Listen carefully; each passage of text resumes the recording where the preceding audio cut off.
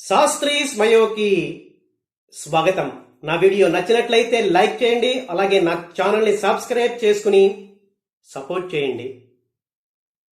రాహుల్ గాంధీ కాంగ్రెస్ పాలిట భస్మాసుర హస్తంగా మారుతున్నారా? ఎందుకంటే ఈ మధ్యకాలంలో రాహుల్ గాంధీ గతి తప్పి చేస్తున్న స్టేట్మెంట్స్, కాంగ్రెస్ పార్టీని నడిపించే క్రమంలో వేస్తున్న తప్పటడుగులు రాహుల్ కాంగ్రెస్ కి భస్మాసుర హస్తమే అని రుజువు చేస్తున్నాయి. దీనికి సంబంధించిన కొన్ని ఉదాహరణలు ఇప్పుడు నేను చెప్పబోతున్నా. అవి వింటే మీరు కూడా రాహుల్ గాంధీ కాంగ్రెస్ పార్టీకి భారంగా మారుతున్నాడు, భస్మాసుర హస్తమే అని ఒప్పుకునే అవకాశం ఉంది. రీసెంట్గా కేంద్ర ప్రభుత్వం పార్లమెంటరీ స్టాండింగ్ కమిటీ డిఫెన్స్ వ్యవహారాల మీద ఏర్పాటు చేయడం జరిగింది. ఈ కమిటీలో 32 మంది సభ్యులున్నారు. లీడర్ ఆఫ్ ది అపోజిషన్ గా రాహుల్ గాంధీ కూడా ఈ స్టాండింగ్ కమిటీలో సభ్యుడే. వీళ్ళందరూ కలిసి వారణాసి కంటోన్మెంట్ ఏరియాని విజిట్ చేయడం జరిగింది. దాని తర్వాత ఈ స్టాండింగ్ కమిటీ సభ్యులందరూ కలిసి అయోధ్య వెళ్లి రామ మందిరాన్ని దర్శించుకోవడం జరిగింది. కానీ రాహుల్ గాంధీ మాత్రం అయోధ్య వెళ్లకుండా స్కిప్ చేయడం జరిగింది. అసలు అయోధ్యలో రామాలయం ప్రారంభించిన తర్వాత, ప్రారంభోత్సవం జరిగిన తర్వాత ఇప్పటి వరకు ఒక్కసారి కూడా రాహుల్ గాంధీ ఎప్పుడు అయోధ్య రామ మందిరాన్ని దర్శించుకోలేదు, రామలల్లాని దర్శించుకోలేదు. ఇప్పుడు కూడా ఈ స్టాండింగ్ కమిటీలో సభ్యుడిగా ఉండి కూడా మిగతా సభ్యులతో కలిసి అయోధ్య వెళ్లకుండా స్కిప్ చేస్తూ భారత ప్రజలకు రాహుల్ ఏ మెసేజ్ ఇవ్వదలుచుకున్నారు?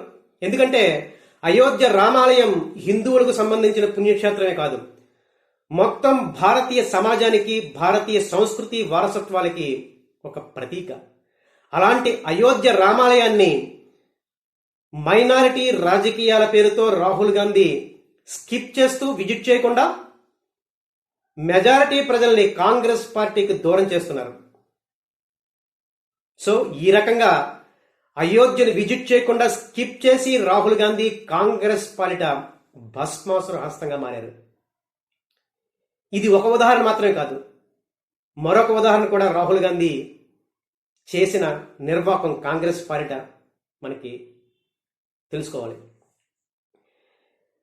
రీసెంట్గా ట్రంప్ ఇండియన్ ఎకానమీ మీద ఒక విమర్శ చేయడం జరిగింది.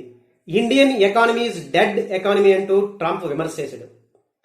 దాన్ని అప్పట్లో రాహుల్ గాంధీ కూడా సపోర్ట్ చేస్తూ, అవును నేను అన్నదాన్నే ఇప్పుడు ట్రంప్ సపోర్ట్గా స్టేట్మెంట్ ఇవ్వడం జరిగింది అంటూ ట్రంప్ డెడ్ ఎకానమీని రాహుల్ సపోర్ట్ చేయడం జరిగింది అప్పట్లో. మళ్ళీ ఇప్పుడు మరొకసారి రాహుల్ గాంధీ ఇండియన్ ఎకానమీ మీద విమర్శలు చేయడం జరిగింది. Indian economy is dead economy, ఎందుకంటే ట్రంప్ విధించిన టారిఫ్ల నేపథ్యంలో భారత ఆర్థిక వ్యవస్థ పతనమవుతోంది. ఈ విషయాన్ని నరేంద్ర మోడీ సెట్ చేయాలి అంటూ రాహుల్ గాంధీ విమర్శలు చేయడం జరిగింది.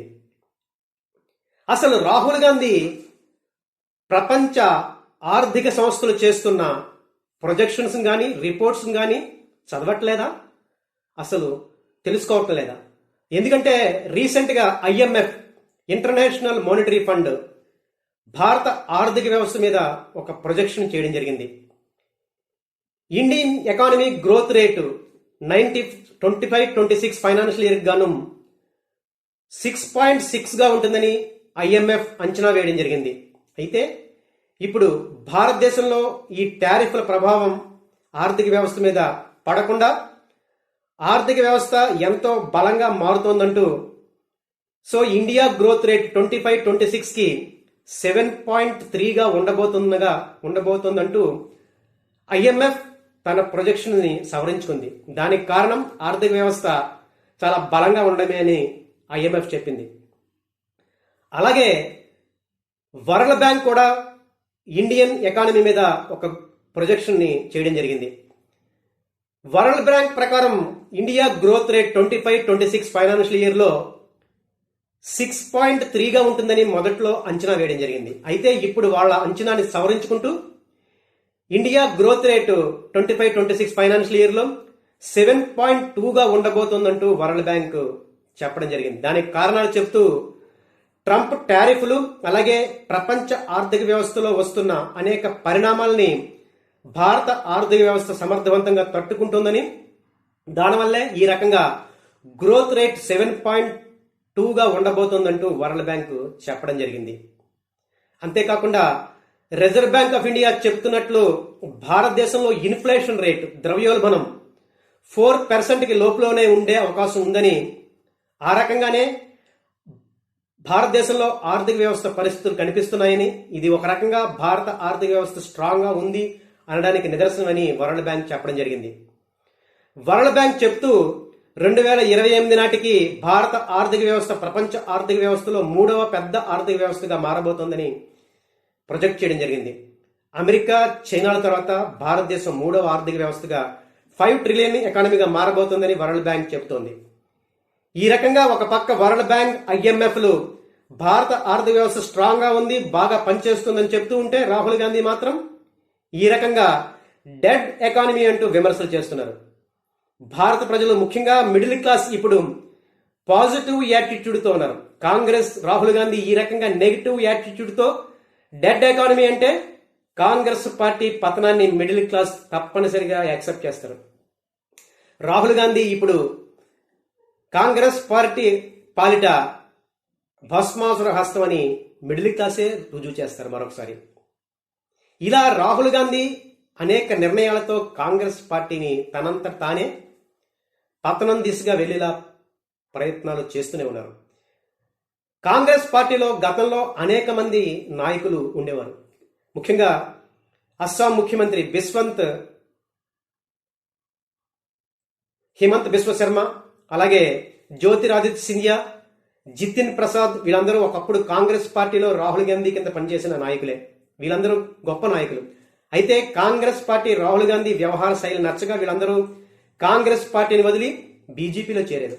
ముఖ్యంగా హిమంత్ బిశ్వ శర్మ, జ్యోతిరాదిత్య సింధియా వీళ్ళందరూ ఒకప్పటి కాంగ్రెస్ నాయకులేనా అన్నట్లుగా బీజేపీలో ఇప్పుడు బీజేపీకి ఎసెట్స్ గా మారిపోయారు. అది బీజేపీలో వాళ్ళ పరిస్థితి.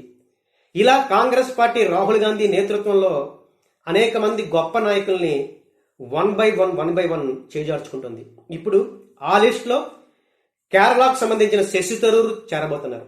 ఎందుకంటే అసలు భారతదేశంలో కాంగ్రెస్ పార్టీ సజీవంగా ఉన్న రాష్ట్రం ఏదైనా ఉందంటే అది కేరళయే. అక్కడ రీసెంట్ గా జరిగిన లోకల్ బాడీ ఎలక్షన్స్ లో కాంగ్రెస్ పార్టీ నేతృత్వంలోని LDF ని ఓడించగలిగింది. ఆ సందర్భంగా ఒక సభలో రాహుల్ గాంధీ మాట్లాడుతూ అక్కడ ఉన్న శశి థరూర్ని అసలు పట్టించుకోవడం మానేశారు. శశి థరూర్ ఈ మధ్యకాలంలో బీజేపీకి దగ్గర అవుతున్నారనే విమర్శలు కూడా ఉన్నాయి. అది కరెక్ట్ కావచ్చు. అయితే ఒక లీడర్గా కాంగ్రెస్ పార్టీని రక్షించడానికి రాహుల్ గాంధీ ఇలాంటి ముఖ్యమైన నాయకుల్ని పార్టీ వదిలి వెళ్ళిపోకుండా కాపాడుకోవాల్సిన బాధ్యత రాహుల్ గాంధీ మీద ఉంది. కానీ ఆ రాహుల్ గాంధీ ఆ రకంగా చేయట్లేదు. శశి థరూర్ ఇప్పుడు కాంగ్రెస్ పార్టీని విడిచి వెళ్ళిపోతే కేరళలో ఆ ప్రభావం కాంగ్రెస్ మీద పడితీరుతుంది. ఎందుకంటే కాంగ్రెస్ పార్టీకి, శశి థరూర్కి ముఖ్యంగా మిడిల్ క్లాస్ లో ఎంతో పేరు ప్రఖ్యాతులు ఉన్నాయి. శశి థరూర్ ఇన్ఫ్లుయెన్స్ 6 జిల్లాల్లో ప్రజల మీద ఉంది. సో అలాంటి నాయకుడిని రాహుల్ గాంధీ తన నిర్వాకంతో వదులుకుంటే కాంగ్రెస్ కి కేరళలో పతనం ప్రారంభమైనట్లే. ఈ రకంగా రాహుల్ గాంధీ వ్యవహార శైలితో, స్టేట్మెంట్స్ తో ప్రతిసారి కాంగ్రెస్ పార్టీకి తానే భస్మాసుర హస్తంగా మారుతున్నారు. ఇది ఈరోజు నా వీడియోలోని అంశం. అసలు నేను చెప్పినట్లుగా రాహుల్ గాంధీ కాంగ్రెస్ పార్టీ భస్మాసుర హస్తంగా మారుతున్నారని మీరు కూడా నమ్ముతారా?